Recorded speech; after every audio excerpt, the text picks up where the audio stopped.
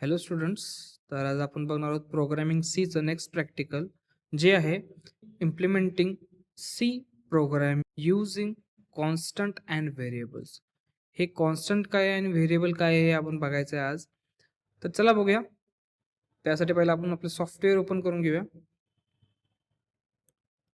Code block मी open केलं.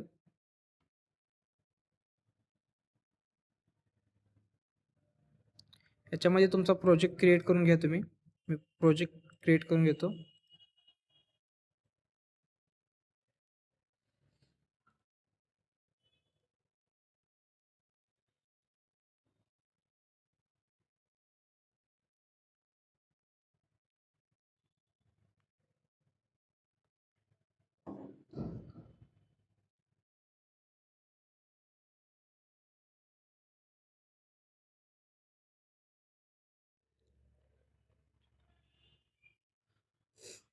हा जो आपला आहे तो स्ट्रक्चर आहे सीचा. आता ह्या स्ट्रक्चरच्या आत, ह्या मेन मेथडच्या आत आपल्याला आपला प्रोग्राम लिहायचा आहे. तर ही गोष्ट काय हे जाणून घेऊया. हे इंट काय आहे? एक डेटा टाईप आहे. डेटा टाईप म्हणजे काय? एक मी बॉक्स घेतला, जसं की आता इथं सांगितले, एक व्हेरिएबल घेतला आहे त्यांनी ए, त्यात व्हॅल्यू ठेवल्या 10. तर मग आपण काय करूया, एक बॉक्स घेऊया. त्या बॉक्सला एक एक्झाम्पल आहे. एका बॉक्सला त्यांनी काय सांगितलं, एक डेटा टाईप दिल्यात इंट. इंट म्हणजे इंटिजर, म्हणजे आपण एक इंटिजर नंबर त्यात स्टोअर करू शकतो. मग ह्या बॉक्सला एक टाईप देऊया की ह्या बॉक्समध्ये फक्त नंबरच स्टोअर करू शकतोय आपण. आणि त्या बॉक्सला नाव काय दिले आपण? ए. तर समजा मी ह्या बॉक्सला नाव दिलं ए. तर ह्यात फक्त आपण काय स्टोअर करू शकतो? नंबर्स. फॉर आता ह्यांनी काय स्टोअर केलं, ते 10 नंबर स्टोअर केल्यात. ते दिसते तुम्हाला 10 नंबर स्टोअर केलेत. मी समजा ह्यात 10 नंबर घेतला. हे 10 नंबर ह्या बॉक्समध्ये स्टोअर केलंय. ह्याला ह्याला काय म्हणतात? ह्या पूर्ण गोष्टीला म्हणतात व्हेरिएबल. समजा मला ह्या व्हॅल्यूला चेंज करायचं आहे. ह्या बॉक्समधला जो व्हॅल्यू आहे 10, ह्याला चेंज करून मला समजा 50 करायचं आहे. तर मी तर काय करणार? A is equals to 50. A is equals to 50 केलं. ह्यात मी फक्त डेटा टाकला नाही. जर मी वर इथं बॉक्स पहिल्यापासूनच क्रिएट केला असेल, हा जर व्हेरिएबल मी पहिलाच लिहिला असेल, म्हणजे ए नावाचा बॉक्स हा तयार झालेलाच आहे. फक्त त्याची व्हॅल्यू फक्त चेंज करायची आहे मला. मग चेंज करण्यासाठी मी काय केलं? A is equals to 50. A is equals to 50 केल्यानंतर त्या बॉक्समधली जी व्हॅल्यू आहे ती चेंज होते. हाय तसा बॉक्स आहे, फक्त व्हॅल्यू चेंज झाली आहे. मग ह्यात आपल्याला व्हॅल्यू चेंज करता येत्या, म्हणजे डेटा मॉडिफाय करून आपल्याला प्रिंट करता येतो. पण कॉन्स्टंटमध्ये तसं नाही आहे. आता कॉन्स्टंट बघूया. ह्या कॉन्स्टंटमध्ये तुम्हाला बघायला भेटेल बघा. इथं पण मी int b is equals to 20 घेतली, पण यात एक गोष्ट एक्स्ट्रा आहे, जी की कॉन्स्ट म्हणजे त्या व्हेरिएबलला ते कॉन्स्टंट ठेवायचं, म्हणजे त्यातला डेटा आपण चेंज करू शकत नाही. फॉर एक्झाम्पल इथं बघा, मी इथे एक बॉक्स घेतला आहे, त्यात ही आपण स्टार्टिंगला जी व्हॅल्यू टाकली आहे 20. हे 20 ह्या बॉक्समध्ये स्टोअर आहे, बी बॉक्समध्ये.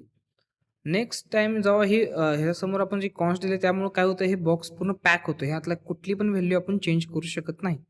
बघू शकतो पण चेंज करू शकत नाही.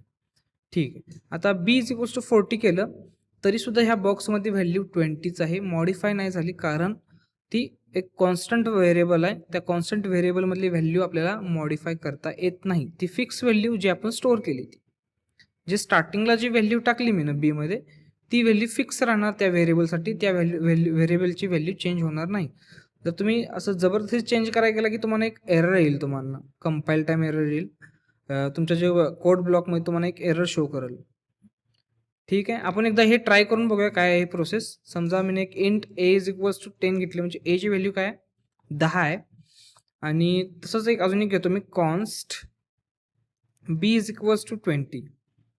ते जे बॉक्सचं मी एक्झाम्पल दिलं फक्त ते इमॅजिनेशन करायसाठी आहे की ही व्हॅल्यू 10 ही व्हॅल्यू एमध्ये आहे, 20 ही व्हॅल्यू बीमध्ये आहे. पण ह्याला पण डेटा टाईप लिहायचं आहे तुम्हाला, इंट. ओके. इंट हे डेटा टाईप लिहिणं मॅन्डेटरी आहे, की कुठल्या टाईपचा डेटा तुम्ही त्यात स्टोअर करता हे त्यांना कळलं पाहिजे. आता इंट म्हणजे ह्यात पण नंबर स्टोअर केला आहे आपण 20. इंट ह्यात पण आपण नंबर स्टोअर केला आहे. हे दोन्ही सेम आहेत. वेगळं काय ह्यात? फक्त एक ह्याच्यात समोर कॉन्स्ट लिहिले. कॉन्स्ट लिहिल्यामुळं काय होतं, ही जी व्हॅल्यू 20 आहे, ह्याला आपल्याला चेंज करता येत नाही. तर पहिला आपण काय करूया, ह्यांना प्रिंट करून बघूया की ह्यांच्यात व्हॅल्यू काय आहे. आता मी जे लिहितोय त्याच्याकडे तुम्ही लक्ष देऊ नका, त्यांना मी एक्सप्लेन करणार आहे नेक्स्ट व्हिडिओमध्येच. फक्त तुम्ही जे व्हॅल्यू प्रिंट होतात ते बघा. ए ची व्हॅल्यू मी प्रिंट करतो पहिला. प्रोग्राम मी रन करतो, बिल्ड अँड रन. बघा इथं व्हॅल्यू कुठली प्रिंट झाल्या, इथं 10 व्हॅल्यू प्रिंट झाल्या. एला मी प्रिंट केलं ना इथं एला, मग एची व्हॅल्यू काय इथं झालं प्रिंट 10. समजा मी इथं बी करतो आणि ह्याला अनेकदा रन करून बघूया. रन केलं. आता बीची व्हॅल्यू किती दाखवते, 20 दाखवते. तर आता काय करू, एची व्हॅल्यू मला बदलायची आहे. मग मी काय जाणार, खाली जाणार, ए इज इक्वल्स टू 30 केलं. ए इज इक्वल्स टू 30 केलं. आता पहिला एची व्हॅल्यू मी 10 ठेवलेली, परत खाली आल्यानंतर काय झालं, एची व्हॅल्यू 30 झाली.